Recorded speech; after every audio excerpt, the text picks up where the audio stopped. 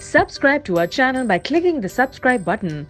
Click the bell button and enjoy the latest uploads from our channel. Hello everyone, स्वागत है आप सभी का हमारे यूट्यूब चैनल सक्सेस थंडर पे। तो फ्रेंड्स, आज हम लोग एक 6 पर्सन्स की पजल के साथ हैं। 6 लोग हैं जिसमें कि, और ये सभी के सभी एक सर्कुलर टेबल पे बैठे हैं। ऑल्सो इसके साथ एक पैरामीटर जुड़ा है कि इन सभी की जो एज है वो अलग अलग है। तो सबसे पहले मैं आपको क्वेश्चन शो कर रही हूँ हिंदी में। आप इसको देखिए, स्क्रीनशॉट लीजिए, सॉल्व करिए खुद से, समय देखिए, अपना नोट करिए कितने समय में आपने सॉल्व किया। इसके बाद आप वीडियो पे आइएगा।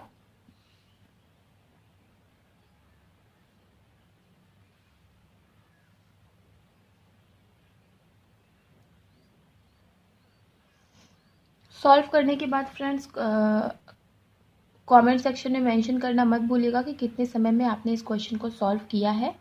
इससे दूसरे लोगों का भी मोटिवेशन बढ़ता है। सब लोगों को ये लगता है कि अगर ये पर्सन इतने समय में सॉल्व कर सकता है तो मैं भी कर सकता हूँ।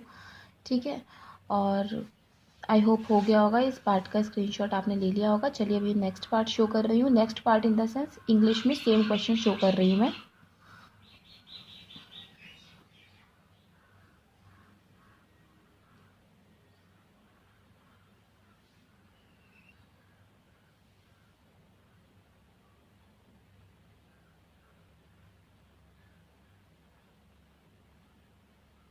आई होप अब तक आप लोगों ने इस वाले पार्ट का भी स्क्रीनशॉट ले लिया होगा।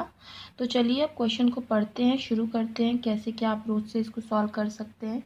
तो लिखा हुआ है, study the given information carefully to answer the following questions. ठीक है, ये जो गिवन इंफॉर्मेशन है इसको आपको ध्यान से पढ़ना है और जो क्वेश्चंस है उसको आंसर करना है। ठीक है, तो क्या लिखा हुआ है, 6 पर्सन्स ABCDEFG, ठीक है, ABCEFG all are sitting around a circular table facing outside. ठीक है, 6 लोग हैं और ये सभी के सभी क्या कर रहे हैं, एक सर्कुलर टेबल पे बैठे हुए हैं और इनकी फेसिंग क्या है फ्रेंड्स, इनकी फेसिंग आउटसाइड है। They all are of different age. ठीक है, ये सभी के सभी अलग अलग एज ग्रुप के हैं। F is third youngest. तो इसमें आपको क्या करना है फ्रेंड्स, एक तरफ तो आपका सर्कुलर अरेंजमेंट बनता रहेगा, साइड बाय साइड आपका इनकी एज के हिसाब से भी बनेगा। ठीक है, तो क्या बोला है कि F is the third youngest. F जो है वो थर्ड यंगेस्ट है। तो देखो 1 2 3 4 5 6 लोग हैं, थर्ड यंगेस्ट है, मतलब 1 2 3 यहाँ थर्ड यंगेस्ट यहाँ आएगा। ठीक है, F क्या है, थर्ड यंगेस्ट है। Okay, only 2 person sits between E and F। यहाँ पे सिटिंग की बात हुई है, मतलब सर्कुलर अरेंजमेंट की। तो E, क्योंकि चूँकि 6 लोग हैं तो हमने 6 का ही अरेंजमेंट बनाया है और बोला है कि E और F के बीच में केवल 2 ही लोग आएंगे। तो सपोज आपने E को यहाँ लिखा तो 1 2 छोड़ के F यहाँ आएगा। ठीक, इस तरफ से काउंट करोगे तो अगेन 1 2 छोड़ के F इधर ही आएगा, चाहे आप किधर से भी काउंट करो F आएगा यहीं पे। ठीक है, आगे G sits second to the left of C who is 20 years age. ठीक है, C जो कि 20 साल का है, उसके सेकेंड लेफ्ट पे कौन बैठेगा, G। ठीक है, G sits second to the left of C who is 20 years of age. The one who is second oldest is of 24 years of age. ठीक है, जो सेकंड ओल्डेस्ट है वो 24 साल का है। तो 1 2 सेकंड ओल्डेस्ट ये हो गया और ये कितने साल का है फ्रेंड्स, ये है 24 साल का। ठीक है, आगे one who is second oldest is of 24 years of age. G is elder than A and C but not the eldest. ठीक है, G जो है वो A से भी बड़ा है और C से भी बड़ा है, लेकिन G एल्डेस्ट नहीं है। ठीक है, G A और C दोनों से बड़ा है लेकिन वो एल्डेस्ट फिर भी नहीं है। अच्छा, आगे बढ़ते हैं। C sits on the immediate right of E। E के इमीजिएट राइट पे C आएगा। तो फ्रेंड्स देखो E ये है, अब चूंकि ये लोग आउटसाइड फेसिंग कर रहे हैं तो E का इमीजिएट राइट क्या होगा फ्रेंड्स, ये होगा, और E के इमीजिएट राइट पे C आएगा। ठीक है, और C की एज हमें क्या बताई गई थी फ्रेंड्स, 20। ठीक, और C के सेकेंड लेफ्ट पे आना है G को।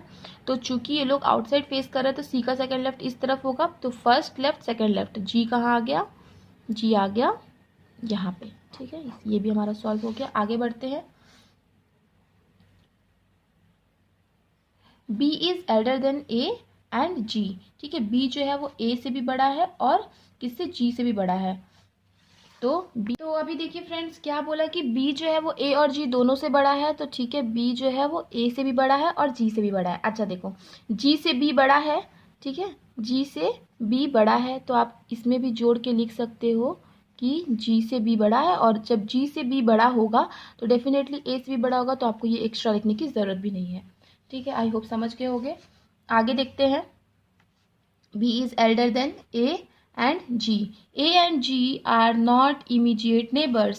अब A और G चूंकि immediate neighbors नहीं है तो A यहाँ नहीं आएगा, तो A कहाँ आ जाएगा फ्रेंड्स, यहाँ आ जाएगा। अब केवल B बचा है और एक ही जगह भी बची है, तो B यहाँ आ जाएगा। तो यहाँ से फ्रेंड्स हम लोगों का सर्कुलर अरेंजमेंट वाला जो पार्ट था वो हम लोगों का कंप्लीट हो जाता है। अब हम लोग क्या करेंगे, इन्फॉर्मेशन से अपना ये बनाएंगे। ठीक है, तो इसमें आपका एक ही क्वेश्चन में आपको दो चीज़ें बनानी थी, सर्कुलर अरेंजमेंट प्लस इनका एज वाइज। ठीक है, तो A and G are not immediate neighbours, the one who is the youngest is less than 20 years of age. मतलब जो कि यंगेस्ट है वो 20 साल से भी छोटा है। ठीक है, अच्छा जो यंगेस्ट है वो 20 साल से भी छोटा है। अब हमें पता है कि सी की जो एज है वो 20 साल है, इसका मतलब सी यंगेस्ट नहीं है। इससे आप यही इंटरप्रेट कर पा रहे हो ना।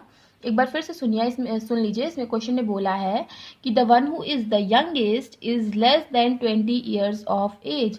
जो सबसे छोटा है वो 20 साल से भी कम उम्र का है। तो अगर वो 20 साल से कम उम्र का है तो इसका मतलब सी सबसे छोटा नहीं होगा, क्योंकि सी तो 20 साल का है। ठीक, आई होप कि क्लियर हो गया होगा।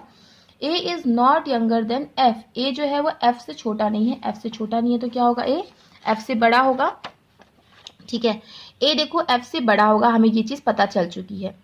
अब ए एफ से बड़ा होगा तो ए या तो यहाँ आएगा, ठीक, या तो यहाँ या तो यहाँ। बट ए के ऊपर जी भी है और बी भी है, ये भी आप समझ गए। तो मतलब दो लोग तो होंगे ए के ऊपर, मतलब अब ए के लिए एक ही प्लेस फिक्स है, वो है ये। ठीक है, आई होप कि आप इतना क्लियर हो गया होगा आपको।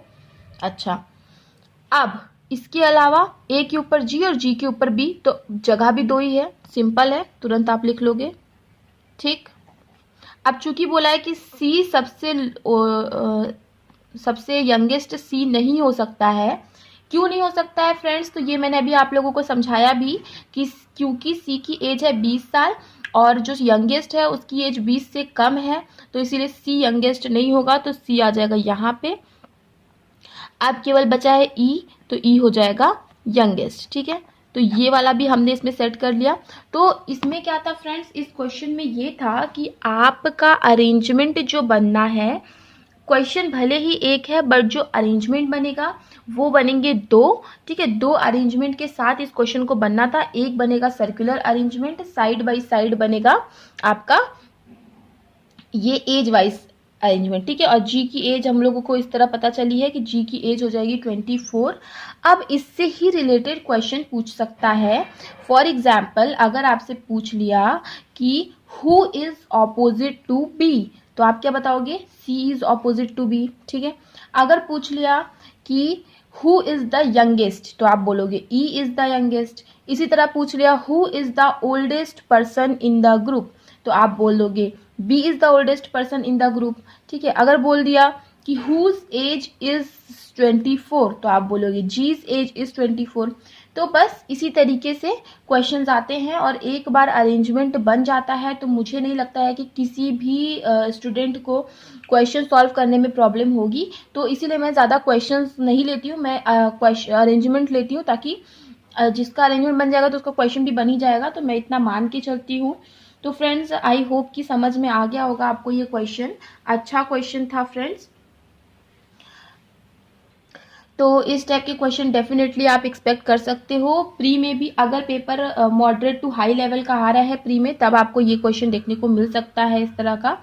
अदरवाइज जब भी प्री में क्वेश्चन देखने को मिलते हैं तो कुछ ना कुछ एक ही देता है, या तो आपको सर्कुलर देगा या तो फिर आपको इस तरीके से अरेंज करने को देगा, बट एक ही देगा अगर इजी लेवल का क्वेश्चन पेपर होता है तो। अगर थोड़ा सा मॉडरेट या हाई लेवल का है तो डेफिनेटली दोनों को इस तरीके से मिक्स करके मिल सकता है आपको एग्जामिनेशन में। तो आई होप कि आपको ये क्वेश्चन समझ में आया होगा, चीज़ें क्लियर हो गई होंगी।